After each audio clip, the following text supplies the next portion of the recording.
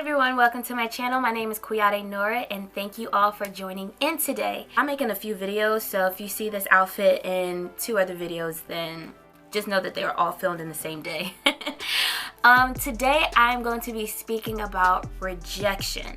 How to embrace it, love it, hate it, all of that. So if you're interested in this topic, please stay tuned. Okay, when it comes to rejection and the musical theater industry or just entertainment in general, I think that it's important to, one, embrace it. It is inevitable. It is something that we will face more than we face with acceptance, and the more that you understand that, the easier it will be to deal with it. So one of the ways that I deal with rejection per se is switching my mindset, meaning that I don't look at a closed door as a missed opportunity, right? I look at a no as a, well, maybe I'm blocked for something that I wasn't meant to experience. Or as a, what should I learn or take away from this? So say for instance, you have about, I would say if you attended 2 auditions per day for 5 days a week, that's 10 auditions. And within the span of a month, you've auditioned for 40 things and maybe you heard back from 4. To me, that's a good percentage to say, oh wow, out of 40 auditions, I received 4 callbacks. And honestly, all it takes is 1 yes of the 40, right? Or what if you go on 40 auditions in 1 month and yet you don't hear back from any? What does that tell you? Does it say, okay, do I need to reshape what I'm doing in the room? Do I have the right materials? What are the things that I need to do in order to develop better audition skills? A lot of the times as actors, we sometimes have a tendency to blame the people behind the table, but they have a hard job too. And I think once you understand and become empathetic towards everyone trying to do their job, the better it will become to create some level of peace of mind. So what I started to do in my journey is self-reflect in order to pay attention to the things that I could control. So back in 2017, I auditioned for Motown the Musical when it was on tour. And I made sure I had my hair slicked back. I made sure I looked young. I had this cute dress. I literally looked like I was in the middle of Detroit hanging out at Hitsville, Motown, right? I had my book and I'm pretty sure I sang Dancing in the Street. I go in, I sing. I slightly messed up one of the words, but it wasn't something that was like detrimental, right? But it was still a mess up nonetheless. So when I got done, they said, thank you. This was my first audition in New York. And I remember thinking, thank you? You don't want to hear more? What's thank you? So I walked out and I was thinking, this is not good. So what I did, I started auditioning more and more just to get the flow of what is it like to audition and what are the things that is a part of the culture, right? So I ended up doing a competition in Chicago and I met this woman. She's incredible. She actually helped to catapult a lot of the things that I needed to improve upon in order to become competitive in this industry, right? So after I met her, I redid my headshot, my resume, and I started to open my eyes to what are the habits that I had when I was walking to the room. How was I preparing, right? And in all of that, it just made so much sense of why I wasn't getting called or emails for callbacks, right? Because to me, I feel like there's only but so much that is really someone else's fault. And I think once I switched that mentality, 2018, I just entered it differently because I knew that what I did in terms of how I looked when I walk into auditions, I always look good. You know, I love getting ready for auditions.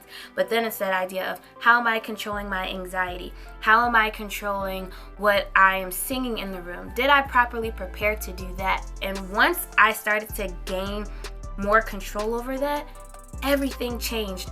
Then on top of that, when I was looking for representation because I felt like, okay, now I'm starting to get a little more successful and I feel like I would like some help.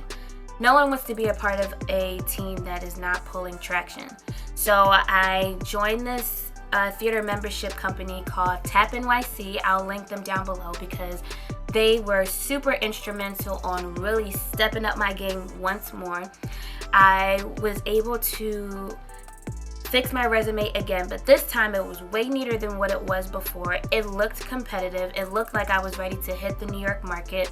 I redid my headshots with a New York photographer, and it was pretty much industry standard.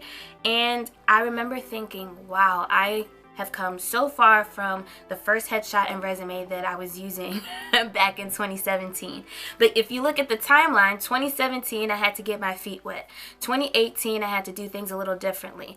And then by the time I was entering 2019, I actually transitioned my life into working, I would say 70% acting, 30% working my other gigs, which to me, it was a huge accomplishment to do that, because not that many people have the opportunity to make that swift transition. But I had to be keen enough to say, what do I need to shift in order to prepare for what is coming up? So in regards to rejection, I looked at it as, what part do I play in accepting why I'm not receiving a yes, right? Once I did that, everything kind of just opened up.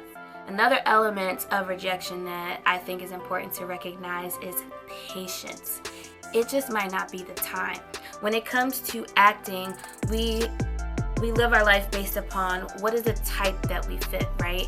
In terms of age, look, height, weight, all of that. It's not said, but when you think about your favorite TV shows and how people look, you know, a lot of the times when you see people truly in that state of success that everyone feels like they desire, most of those people are way older. They're either extremely young or way older, and that in-between time when they're grinding and really hitting the ground running is a catalyst to helping them to get past their old season and entering into their new season. So when it comes to rejection, please know that timing is everything. And sometimes you have to take a moment to say, am I really fit for this at this time? You know, maybe you need to take a break and say, I need to take classes now. Maybe I don't need to go into the audition room with the spirit of desperation. Maybe I need to work on the confidence that I bring. Do I truly fit this character? What does this character mean to me ultimately? Right? If you're to strip away the pay, the union being equity or non-equity, and you're to strip away the glitz and glam, and it only came down to you performing in a black box theater, what would you be able to provide and enhance from the words on the paper to the stage? And once you start to incorporate that type of mindset, I promise you things will come your way. Extract the definition of success that you think you need to achieve and start to define what success means for you. Because once you understand that, rejection won't hurt as bad. And on the times when you feel like, okay, the season of rejection just doesn't make sense, express why it doesn't make sense. Because it's okay to feel frustrated.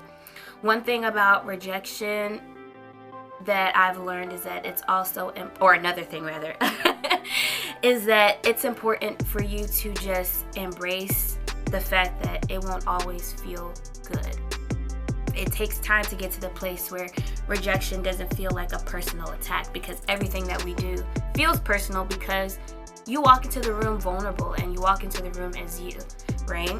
So on the days where you just don't have the answer and things just don't make sense, express that. Write it out, speak it out, live in that moment. But only allow yourself no more than 48 hours to sit in that.